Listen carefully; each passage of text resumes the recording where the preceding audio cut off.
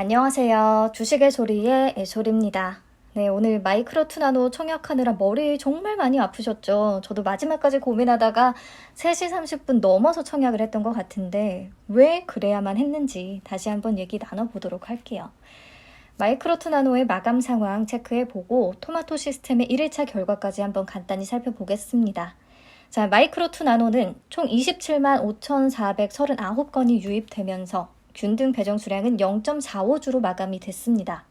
즉 45%에 속하게 되면 균등 한 주를 받을 수가 있다는 거죠. 그렇지 않다면 0주.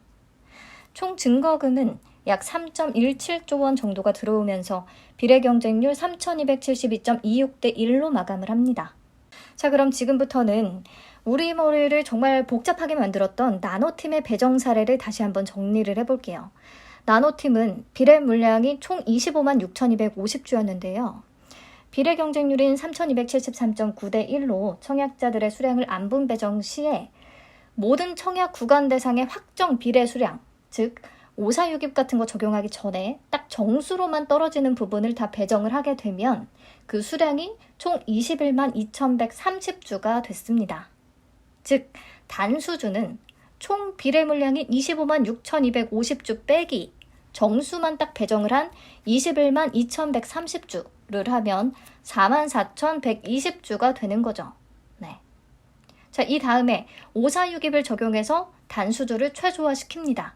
계산해 보니까 546입 적용 구간에 배정해야 되는 수량이 총 22,970주였어요. 50% 등급, 100% 등급, 200% 등급, 300% 등급에 해당하는 소수점이 0.6 미만이었기 때문에 546입 적용 구간에 배정해야 되는 수량이 많지가 않았습니다. 비교적. 그래서 546입 적용 구간에 추가 배정을 한 뒤에도 잔여 주식이 21,150주나 남게 되는 상황이었던 거죠. 이 잔여 주식을 소수점이 높은 순서대로 추가적으로 또 배정을 해준 게 아니라 특이하게 546입 적용 구간을 제외한 모든 청약 구간을 대상으로 추첨 배정을 진행했다고 설명을 합니다. 근데 엄밀히 말해서 완전 랜덤 추첨은 아니었던 것으로 우리가 확인을 할 수가 있었죠. 균등 한 주를 받은 사람에게는 비례 추가 배정이 없었고 균등 한 주를 못 받은 사람에게는 비례 추가 배정이 된 모습이었으니까요. 아무튼 모든 청약 구간을 대상으로 잔여 주식을 또 비례 추가 배정을 진행을 하다 보니까 30주나 40주 청약자들한테도 비례가 추가로 배정되는 일이 발생을 한 겁니다. 자, 그러면 마이크로 투나노는 어떨까? 마이크로 투나노의 경쟁률은 나노팀과 아주 비슷한 수준에서 마무리가 됐습니다. 근데 청약 건수는 약 6만 건이 덜 들어왔으니까 단수주가 더 적을 수가 있겠어요. 근데 어쨌든 마찬가지로 50% 등급과 100% 등급, 300% 등급의 소수점이 0.6 미만이기 때문에 546입을 적용한 이후에도 남는 잔여 주식 수가 꽤 많을 가능성이 있겠습니다. 자, 그러면 이 잔여 주식을 나노팀 때처럼 청약 수수료를 좀 많이 챙길 수 있는 쪽으로 배정을 진행하고자 해서 546입 적용 구간을 제외한 모든 청약 구간을 대상으로 비례 추가 배정을 똑같이 진행을 한다면 이런 상황이 발생할 수 있어요. 제가 2,000주부터 4,000주까지 구간을 써뒀는데요. 2,000주와 2,500주, 3,000주 청약자의 소수점은 0.6 이상입니다. 그래서 단수주를 546입 적용받아서 한 주씩 받을 거예요. 확정적으로. 그리고 남는 잔여 주식을 추가 배정하는 대상에서는 제외되겠죠. 546입의 적용을 이미 받았으니까. 그러면 해당 구간은요. 균등 운 좋게 한 주를 챙겨야만 두 주를 기대할 수가 있는 겁니다. 근데 3,500주와 4,000주는 다를 수가 있어요. 보시면 비례 계산이 1.069, 1.222가 되거든요. 각각. 그러면 확정적으로 한 주씩은 받겠죠. 비례를. 546입 적용은 당연히 못 받을 텐데 나노팀처럼 잔여 주식을 이들 구간, 546입 적용을 받은 구간을 제외한 모든 구간에 추가로 배정을 한다. 그리고 이때 균등 한 주를 받은 분들에게는 추가 배정을 하지 않고 균등이 빵주인 청약자들에게는 추가로 한 주를 배정한다. 그러면요. 표에서 보시는 것처럼 어떤 쪽이 되든 총 2주는 받을 수 있다는 결과가 나오는 거죠. 이해가 되셨나요? 제가 얘기하면서도 조금 복잡하긴 해서 이해가 어렵다면 댓글 남겨주세요. 자, 그래서 막판에 저도 4,000주를 그냥 청약을 했던 거고 3,500주나 4,000주를 한번 청약해 보자고 말씀을 드렸던 부분입니다.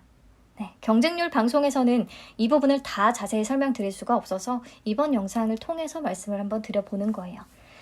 아무튼 이번 배정 내역까지 정확히 확인을 해야 나노팀만 예외였던 것인지 아닌지를 알 수가 있겠습니다. 자, 제 경우에 4,000주를 청약했기 때문에 2일치 파킹 이자는 약 5,245원이 되겠고요. 총 2주를 배정을 받는다면 17% 이상 올라야 파킹 이자 대비해서는 수익이 난다라는 계산이 나오거든요. 수수료까지 생각을 한다면 23% 이상은 올라주는 게 좋을 것 같고요. 그래도 그 이상은 좀 가능하지 않을까라는 마음으로 청약을 하긴 했습니다. 상장일에 좋은 결과 있었으면 좋겠고요. 자, 토마토 시스템 1일차 마감 데이터는 간단하게 정리만 하고 마칠게요. 5,586건이 들어왔고요. 증거금은 약 80억 원 가량이 유입이 됐습니다. 2일차 예상은 왜 안 하냐면요. 워낙에 교보증권은 계좌수가 적은 데다가 일반 공모주를 최근에 공모했던 사례가 없고 또 이 종목은 코넥스 이전 상장이라는 특수성을 가지고 있어서 예상해보는 게 조금 불가능할 것 같아요. 내일 경쟁률 방송 통해서 같이 좀 의논도 하고 추이도 살펴보고 하시죠. 우선 오늘 약 6% 올라주면서 22,350원에 마감을 했어요. 괴리율은 23% 기록하고 있는데요. 아주 의미 있는 수준은 아니고요. 그래도 수요 예측 이후에 가격이 무너지지 않고 어느 정도 유지가 되는 것을 보면 기존 주주들이 그래도 상장 이후에 공모가보다는 높은 가격 수준을 기대하고 있는 것 같기도 하고 상장일까지 이 정도 선이 지켜진다면 수익 구간은 나올 수는 있겠다. 그게 아주 반짝일지라도 그런 생각은 들긴 합니다. 말씀드렸듯이 기준과 마법이 없기 때문에 괴리율이 훨씬 더 중요한데요. 큰 힘은 없는 상황이겠고요. 그렇다면 기존 주주의 매도 폭탄 위험이 더 커지기는 합니다. 그래도 18,200원 위에서의 거래량이 훨씬 많았고 2월 초 이후에는 19,000원에서 2만원 정도 지지라인이 되어주고 있기 때문에 수익 가능성을 만들 수는 있겠고요. 유사기업 대비해서 낮은 퍼라든지 좋은 수익성 지표 이런 것에는 점수를 줄 수가 있겠습니다.